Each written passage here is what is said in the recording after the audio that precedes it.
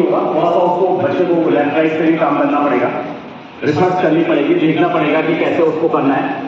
तो अगर बच्चा आपको कुछ डिमांड करता है कि मुझे ये चीज चाहिए, तो आप उसको ये मत बोलना कि किताब है तुम्हारे पास सब कुछ है। अगर उसको माना कहीं ये लगता है कि मुझे विजिट करना है, मुझे लाम किले जाना है, लाम किले की मुझे इमेज लेनी है, वहां देखना है कैसे है, तो आप ले जाना उसको। ये एक उदाहरण है, ऐसा नहीं है कि लाल किला ही आपको जाएंगे, ऐसा नहीं है। अगर आपसे वो कुछ बोलता है कि मेरे होमवर्क का पार्ट है, तो आप उसको जरूर मदद कीजिए, क्योंकि होमवर्क उसको एक असाइनमेंट ऐसा दिया गया है जो उसकी पर्सनालिटी को डेवलप करेगा। और दूसरी बात यह है कि आपके साथ जो हमारा ये इफेक्टिव पेरेंटिंग का है, मैंने पहले भी बोला कि सबसे जो आसान काम है वो पढ़ाना है, जैसे हम लोग पढ़ा रहे हैं, लेकिन सबसे कठिन काम है वो है माँ बाप बनना, पेरेंटिंग करना, जो आप लोग कर रहे हैं।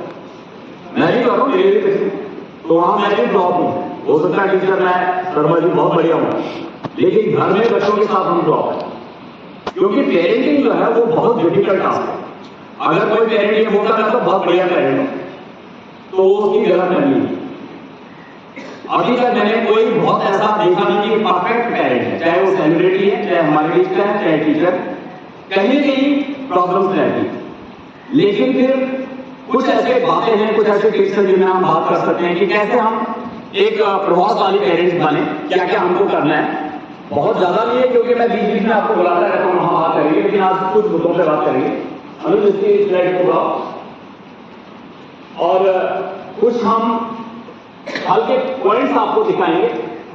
इसमें पेरेंटिंग जो है, ये पहला वाला पॉइंट है कि stories work, preaching not. Preaching का मतलब होता है उपदेश देना।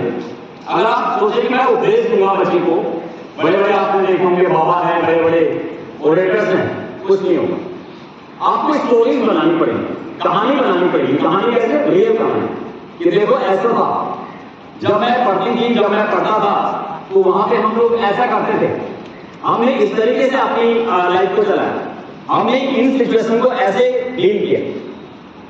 आपका कोई दोस्त हो, आपका कोई रिलेटिव हो, उसके रेफरेंस में आप कर सकते हो। यानी जब भी आप अपने बच्चे को कोई अच्छी चीज बताना चाहते हैं, तो आप true story and the real story, ऐसे नहीं कि कोई काल्पनिक स्टोरी आपने तो उपदेश काम देना है।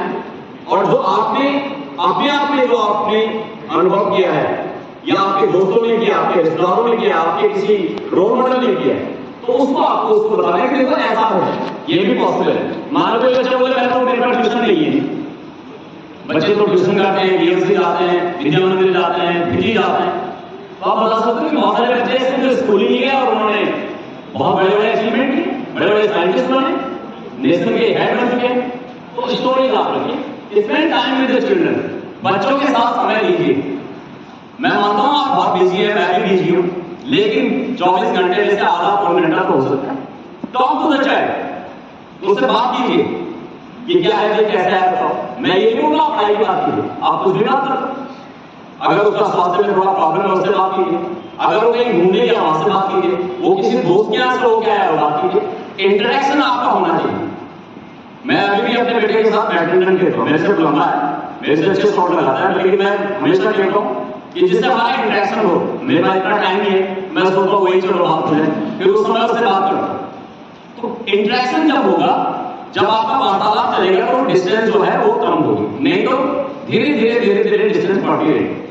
और कुछ पेरेंट्स तो ऐसे उनके बच्चों से बात भी नहीं होती, बच्चे भी नहीं चाहते कि मेरे मम्मी पापा मेरे से ज्यादा इंटरेक्शन करें, रूम भी अलग अलग हो जाते हैं। बहुत सारे मेरे पास कहानियां हैं, बहुत सारी स्टोरी है कि बच्चा बिल्कुल बात नहीं करना चाहता। तो जब ऐसी सिचुएशन हो जाती है, बहुत खतरनाक सिचुएशन, तब चाहे वो डॉक्टर बने, इंजीनियर बने, कुछ भी बने, कोई फायदा नहीं, तब तो बहुत मुश्किल हो चुका है।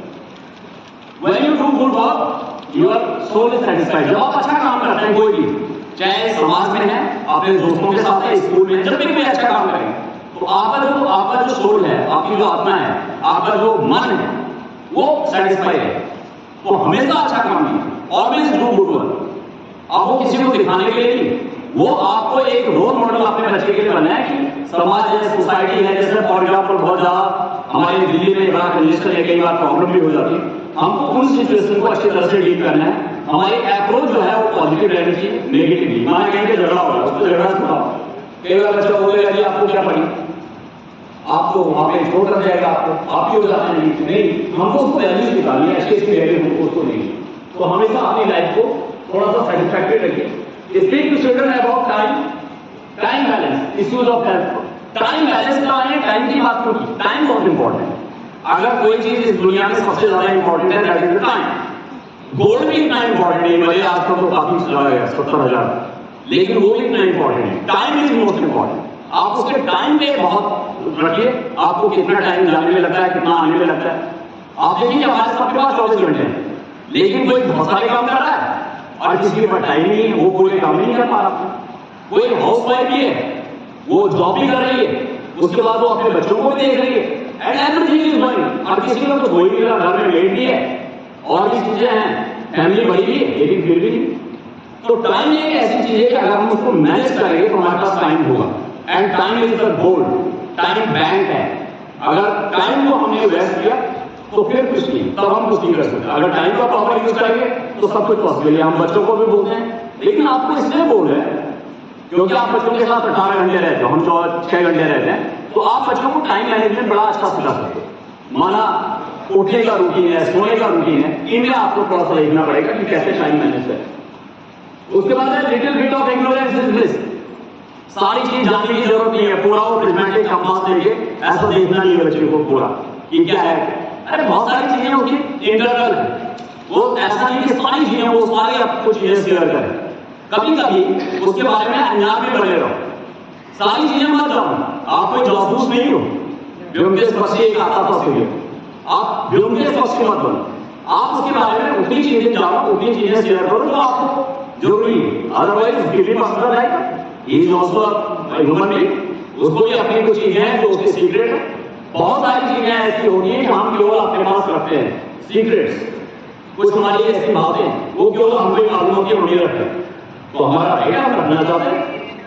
बहुत सारी चीजें ऐसी होती हैं, तो कुछ ऐसी चीजें हैं कि जिनमें अगर आपको मालूम नहीं है तो ये मत सोचिए कि आपका प्रॉब्लम है। Let children have access to green spaces and play areas, ये बहुत इंपॉर्टेंट है। बच्चों को बाहर निकलने दो, थोड़ा गर्मी है, बिल्कुल नहीं जाना, अंदर रहना है, ये करना। हमारे बहुत सारे बच्चों के अंदर विटामिन डी की कमी है, बहुत सारों को क्या 90% है, और जबकि हमारे देश में इतना तेज धूप होता है। हम लोग तो जो भारतीय उपमहाद्वीप के लोग हैं, धनी हैं, तो यहाँ पे सूर्य भगवान के बड़ी अच्छी कृपा है। और फिर भी विटामिन डी, फिर क्या करता है डॉक्टर, आपको 3 बाइल्स देगा, 3 शीशियां देगा, आप कहते हैं खाने में, तो विटामिन डी बाहर से लिया जाए। बच्चों को बाहर जाने दो, ग्रीनरी में जाने दो, जहां पे पार्क है वहां जाने दो, थोड़ा सा मिट्टी मिट्टी में भी खेल कोई आती है, नो प्रॉब्लम, लेकिन आपके बच्चे का मूवमेंट होना चाहिए। और इसलिए मैं स्कूल में भी बोल रहा हूँ कि स्कूल में अगर कभी कुछ हो भी नहीं रहा है फिर भी आप स्कूल आओ, क्योंकि हमारे पास प्लेग्राउंड है, हमारे पास इंडोर गेम्स है, हमारे पास बहुत सारी एक्टिविटीज है, हम इनको करा बच्चे का मूवमेंट रहेगा। तो आपको ये करना है कि दिल्ली में जगह नहीं है, पार्कों की कमी है, खेलने की कमी है, लेकिन अगर आपके पास थोड़ा बहुत है तो आप उसको अलाउ कीजिए। Next encourage them for showing interpersonal skill.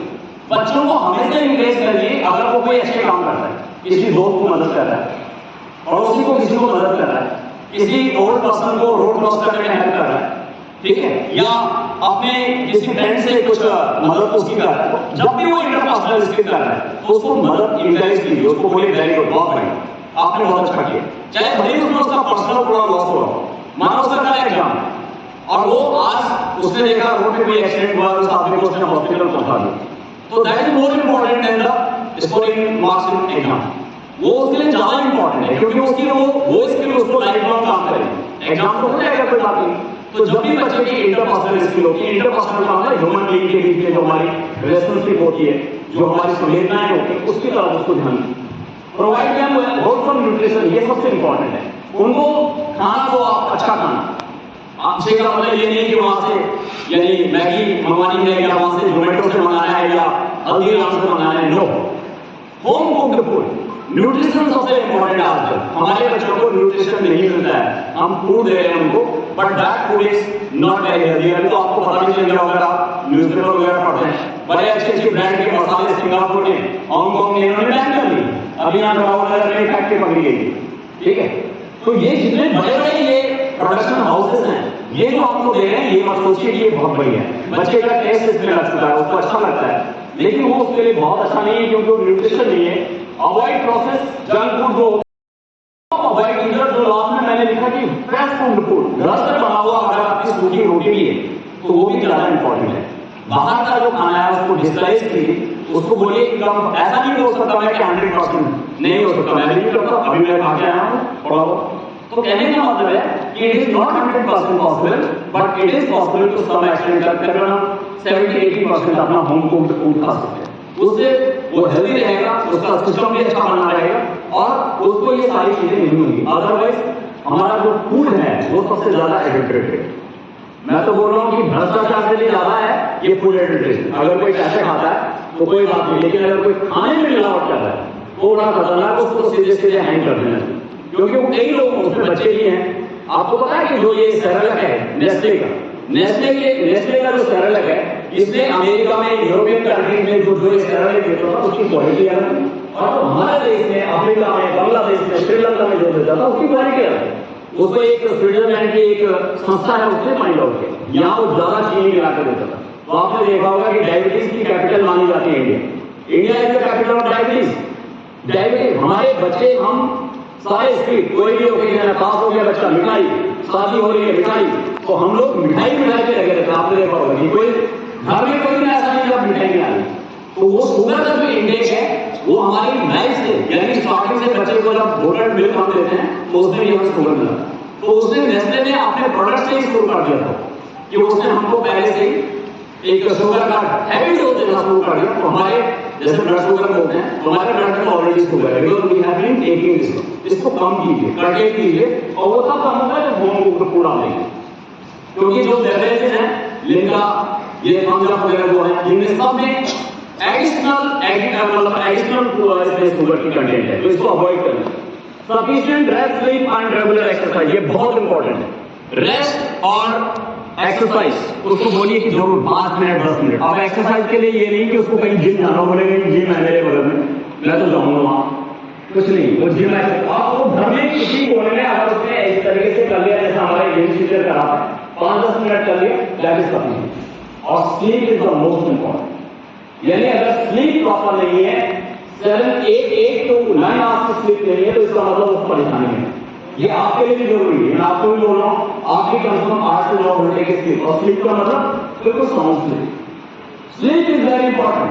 हम लोगों की जो आदत बीमारियां हैं वो स्लीप की कमी के कारण, आप लोगों में से बहुत सारों को बड़ी डिस्टर्बिंग स्लीप होगी, तो आप भी देखिए उससे भी अलग मैकेनिज्म है, अलग से सुना कि स्लीप कैसी अच्छी हो, हम कैसे अच्छी नहीं, तो उससे अलग चीजें हम कभी आपको अलग शेयर करेंगे। आज हम बच्चों की बात कर रहे हैं। Behaviour of insecure online world, ये सबसे खतरनाक है। जो ऑनलाइन वर्ल्ड है हमारा, डिजिटल मोबाइल निकाला फट अपना, ये ऑनलाइन वर्ल्ड है, ये बात खतरनाक है, बहुत खतरनाक है। इससे आप बोलेंगे ये तो आप तो होमवर्क भी देते हो और आप तो यहाँ वो भी कराते हो, क्विज भी कराते हो और कंप्यूटर भी देते हो, फिर तो होगा, इसको हमको रखना है, लेकिन उसको माइंड करना है कैसे हो। काबू का काम तो किसी को मारने के लिए गया, सब्जी बनाना, तो ये चीजों का प्रॉपर यूज शुरू करना है, और वो कैसा करना है ये हमको देखना पड़ेगा। उसमें cyber internet addiction is as real and dangerous as alcohol, tobacco और ड्रग। जो साइबर का एडिक्शन है वो शराब पीने से ज्यादा खतरनाक है, ओके, जो ड्रग्स है उनसे ज्यादा खतरनाक। यानी इसके रिसर्च करती है, मैं नहीं कह रहा हूं। अगर ये चीजें जो एडिक्शन का मतलब उसको जो एक यानी उसके अंदर एक उसका लत से पड़ गई हो अगर साइबर की, तो फिर वो परेशान रहेगा। तो इसको हमको करना है, कंट्रोल कैसे करना है हमको बात करना है। हम भी करते हैं स्कूल में, आप भी कीजिए, ठीक है। स्क्रीन टाइम जरूरी है, लेकिन क्या देखना है, कितना टाइम देखना है, ये थोड़ा आपको माइंड करना पड़ेगा। और उसके साथ तभी होगा जब मैंने पहले वाली बात की कि आपका इंटरेस्ट होगा। अगर वो आपको अच्छा मान जाएगा कि मेरे मम्मी पापा तो अच्छी तरह से बात करते हैं, उनका तो कोई बहुत ज्यादा कंट्रोल ऐसा नहीं है, लेकिन वो ठीक है, तो तब वो आपकी बात मानेगा। अगर आप उसको ट्रेड करोगे, वो मैं अभी आऊंगा उस पॉइंट पे, तो फिर वो छुपाएगा, आपके पीछे करेगा, स्कूल में करेगा, लेफ्ट राइट करेगा, रिलेशनशिप में जाएगा, वहां करेगा।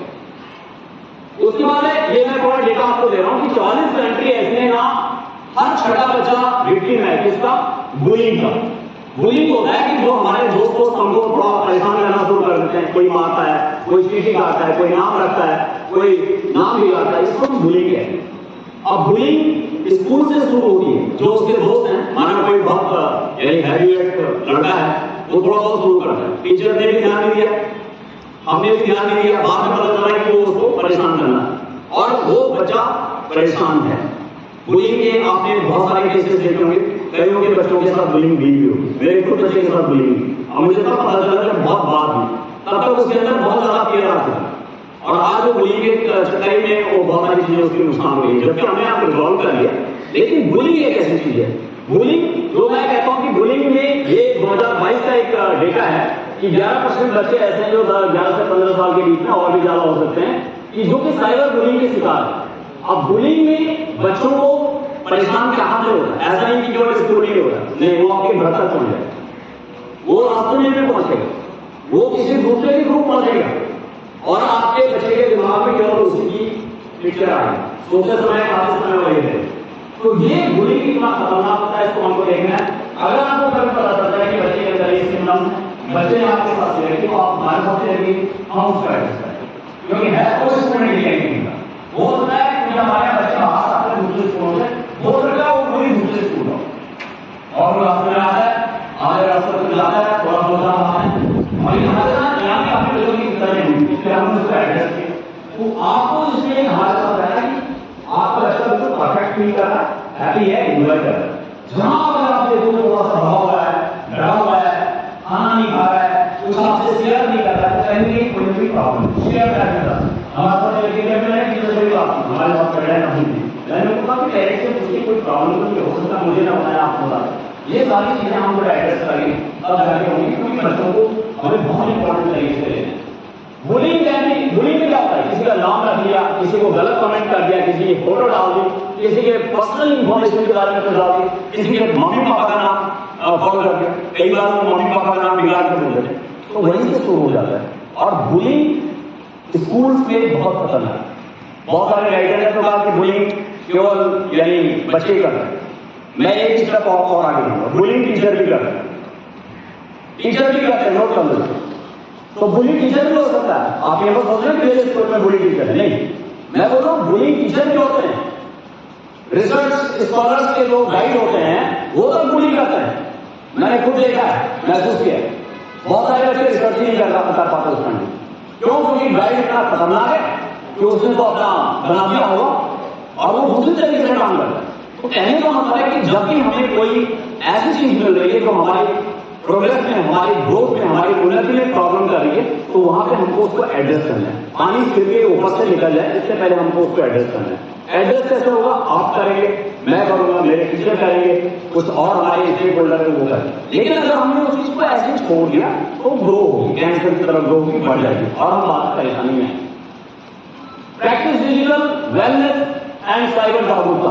डिजिटल वेलनेस आप प्रैक्टिस कीजिए। आपके पास भी मोबाइल फोन है तो आप भी उसको थोड़ा सा देखिए कि आप क्या करते हैं। ये तो नहीं है कि आप तो लगे हुए रहते हैं, आप तो हाथ में चैटिंग कर रहे हैं, वहां पे फादर और मम्मी बैठे हैं सोफे में, एक इस कोने पे एक उस कोने पे, उनका हाथ में तो मोबाइल, और आप बच्चे को बोल रहे हैं कि साइबर डिजिटल आपको वेलनेस करना है। डिजिटल वेलनेस का मतलब है कि ये स्क्रीन जो है इसको हमको लिमिटेड टाइम के लिए यूज करना है और अपने केवल जूडिशियस टाइम के लिए यूज करना है। अदरवाइज इससे आंखें खराब होती हैं, आपकी फिंगर टिप्स खराब होती हैं, आपका न्यूरो खराब होता है। तो ये बहुत अच्छी चीज है। Only and only use that जब इसकी जरूरत है। हम भी बच्चों को डिस्करेज करते हैं कि बहुत ज्यादा इसको नहीं करें।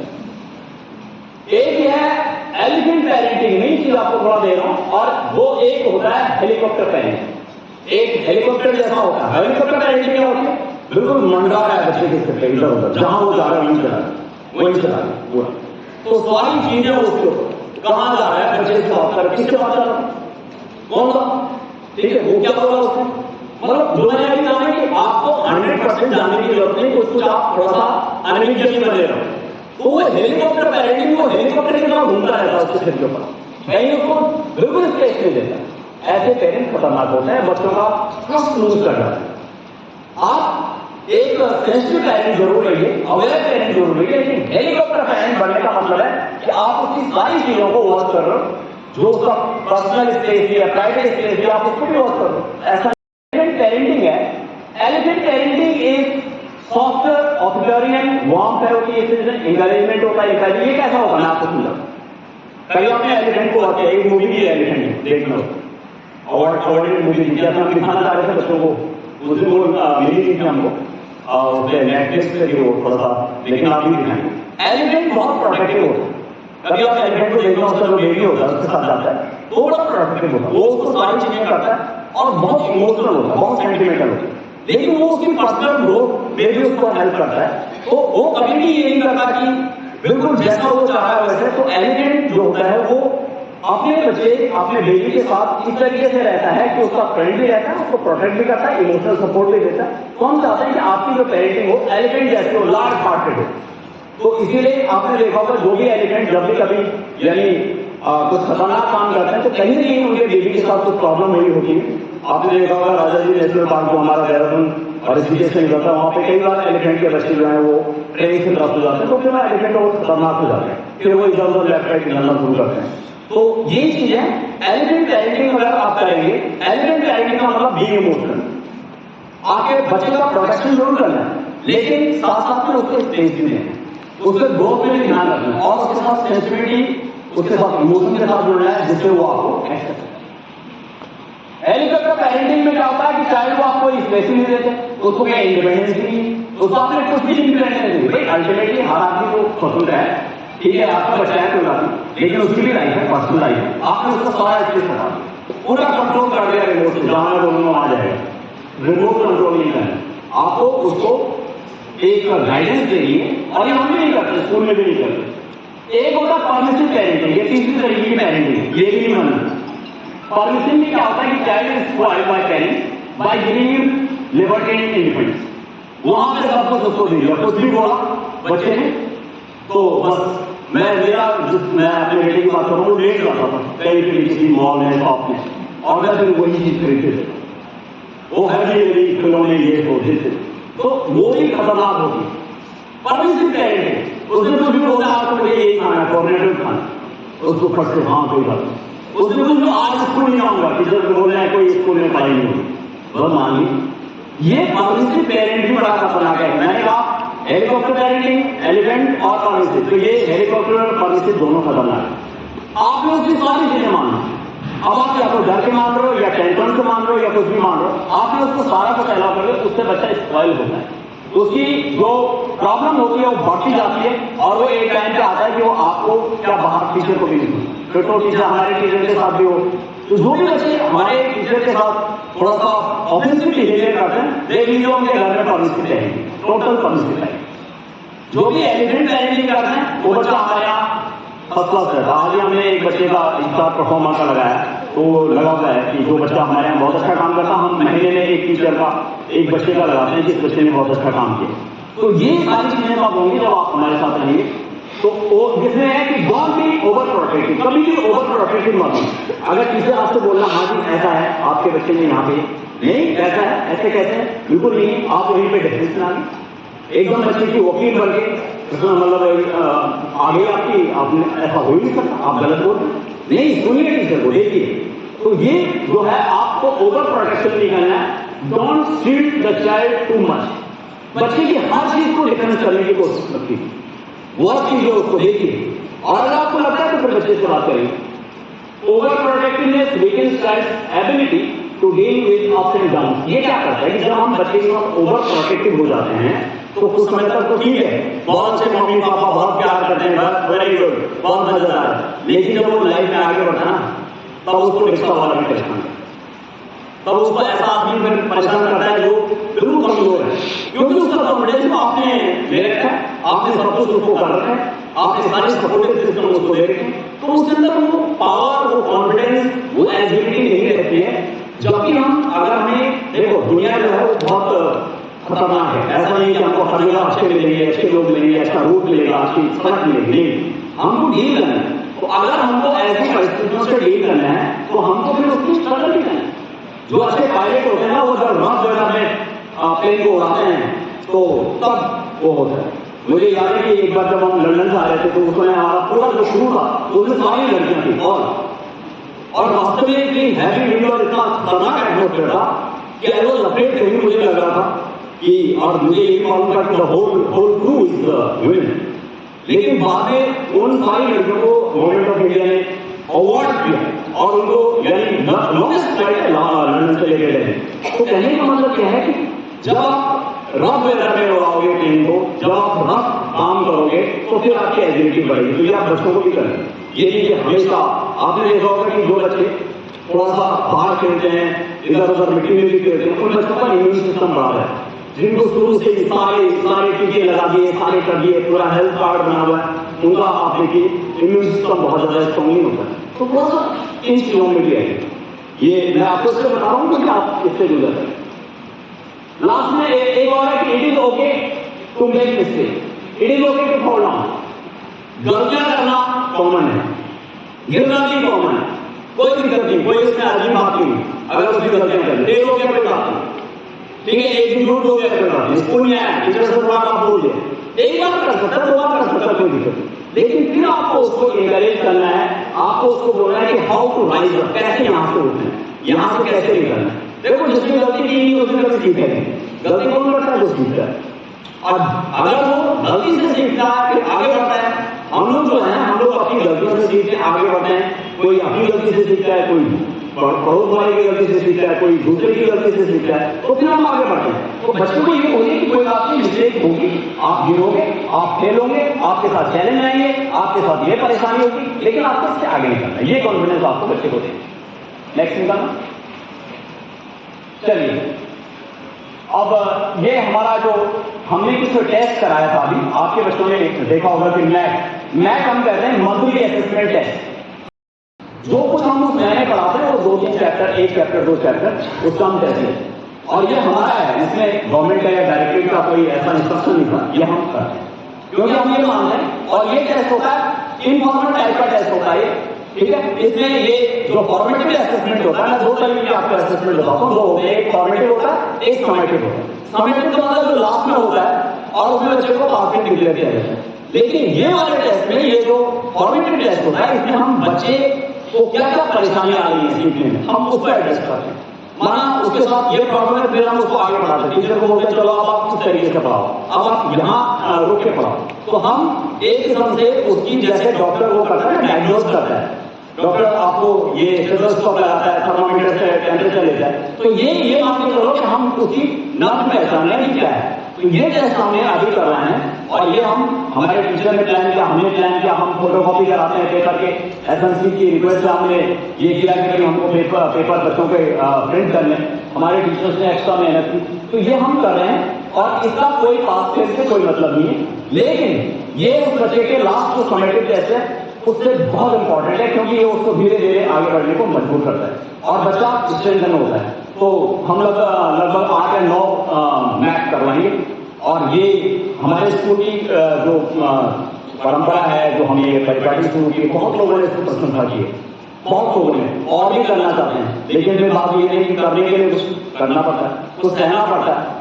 No pain no gain without pain, आपने सुना होगा, जब तक कुछ करेंगे नहीं तब तक कुछ मिलेगा नहीं। तो हम करते हैं, हमारी टीम करती है। ये मैं थोड़ा आपको अपनी जगह बता रहा हूँ कि हमारे पास आरपी में 48 बच्चे हैं इस वक्त, क्योंकि आरपी बंद हो रहे हैं और आरपी में केवल 12th क्लास के बच्चे हैं, अब 11th क्लास के बच्चे आएंगे। आरपी में 48 बच्चे हैं, उसमें से हमारे 41 बच्चों ने ये मैथ दिया है और उसमें से लगभग 90% बच्चे उसमें एक्टिव हुए, 90%। अब आप देखिए 90% अटेंडेंस बहुत सारे अच्छे स्कूलों में नहीं, आप किसी को पब्लिक स्कूल में जाइए, हमारे यहाँ बच्चे इतना टेस्ट में आ रहे हैं। और जो नंबर ऑफ स्टूडेंट पास है वो लगभग 96% बच्चे पास हो चुके हैं। पास का मतलब टोटल पास, पूरे 5 या 6 सब्जेक्ट में पास होना। एक रेंज है, हमने एक रेंज बनाई है कि 45% से बिलो, इसमें 8 हमारे बच्चे आए। ऐसे ही 45% से 75% तक के बच्चे हमारे 23 हैं और 75% से 90% के बीच में हमारे 10 हैं और 90% से ऊपर हमारे 7 हैं। हम बच्चों को फर्स्ट सेकंड थर्ड नहीं बोलते हैं, हम उसको एक रेंज देते हैं, बच्चे को मिस नहीं हो, तुम्हारा ये रेंज। अब तुमको अगर माना तुमको पहले वाले रेंज से थोड़ा नेक्स्ट लेना है, मैं कभी नहीं बोलूंगा कि वो बिलो 45 से लेके वो सीधे एबव 90 पे जंप करे, कभी नहीं बोलूंगा। मैं ये बोलूंगा नेक्स्ट रेंज में आने की कोशिश करो।